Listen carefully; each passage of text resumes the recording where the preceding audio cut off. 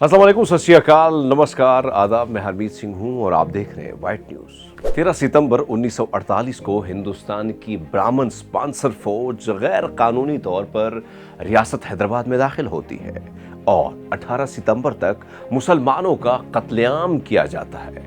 अगर गूगल पर ऑपरेशन पोलो लिखकर सर्च करें तो हिंदुस्तानी दहशतगर्दी की इस शर्मनाक तारीख की पूरी तफसीलात सामने आ जाती है। नाज़रीन, हमारी आज की कहानी हमारी उस सीरीज का हिस्सा है जिसमें हम ऐसी हिंदुस्तानी रियासतों की कहानी सुनाते हैं जो हिंदुस्तान में शामिल नहीं होना चाहती थी।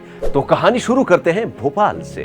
रकबे के लिहाज से हिंदुस्तान की दूसरी बड़ी रियासत भोपाल भी आजादी चाहती थी। रियासत की अक्सरियत हिंदू थी, ताहम उसके नवाब हामिदुल्लाह खान मुसलमान थे। नवाब का शुमार मुस्लिम लीग के सरकर्दा रहनुमाओं में होता था और उन्होंने लंदन की गोल मेज कॉन्फ्रेंस में भी शिरकत की थी। जब उन्होंने देखा कि उनकी रियासत की सरहदें पाकिस्तान के साथ नहीं मिलती तो उन्होंने लॉर्ड माउंटबेटन से मुतालबा किया कि रियासत को आजाद हैसियत दी जाए। तकसीम के बाद रियासत में आजादी पसंदों और राष्ट्रीय स्वयंसेवक संघ के गुंडों के माबैन जंग छिड़ गई, जिसमें हिंदुस्तानी फौज भी खुफिया तौर पर इंतहा पसंद हिंदू दहशतगर्दों की मदद कर रही थी और इस तरह नवाब पर दबाव डलवाकर 30 अप्रैल 1949 को हिंदुस्तान के ब्राह्मणों ने जबरदस्ती भोपाल पर कब्जा कर लिया और आज तक दिल्ली में बैठे ब्राह्मण सरमायादार भोपाल का खून चूस रहे हैं।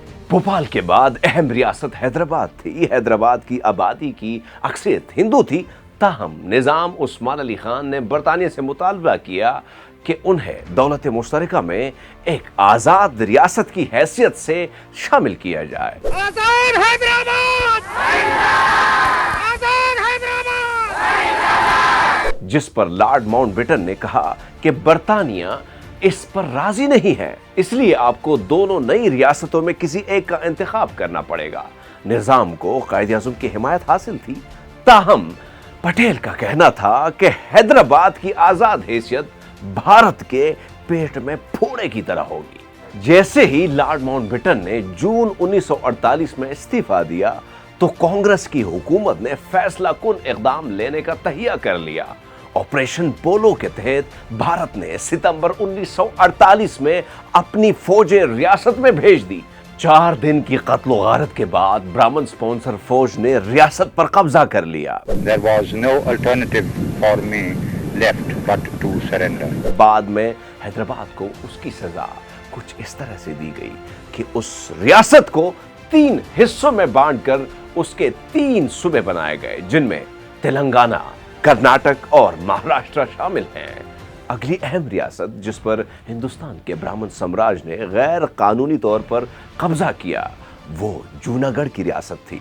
हैदराबाद की तरह जूनागढ़ ने भी 15 अगस्त तक भारत में शमूलियत का फैसला नहीं किया था। काठियावाड़ की रियासतों में जूनागढ़ सबसे अहम रियासत थी, जहां नवाब मोहम्मद मोहब्बत खान सोम एक हिंदू अक्सरियती रियासत का हाकिम था। 1947 के अवाइल में दीवान ऑफ जूनागढ़ नबी बख्श ने मुस्लिम लीग के सर शाहनवाज को रियासत के कौंसल वजीर का ओहदा संभालने के लिए दावत दी। दीवान की अदम मौजूदगी में शाहनवाज ने दीवान का ओहदा संभाल लिया और नवाब पर जोर दिया कि वो पाकिस्तान में शामिल हो जाएं। जब पाकिस्तान ने नवाब की पाकिस्तान में शमूलियत की दरखास्त कबूल कर ली तो हिंदुस्तान के ब्राह्मण साम्राज्य ने उस फैसले को जिना के 2 कौमी नजरिए के मुखालिफ करार दिया, जिस पर रियासत में हालात खराब हो गए। नवाब कराची चला गया और हिंदुस्तान को कंट्रोल करने वाली इंतहा पसंद हिंदू दहशतगर्द जमातों ने जूनागढ़ में जबरदस्ती फौज भिजवाकर वहां पर कब्जा कर लिया।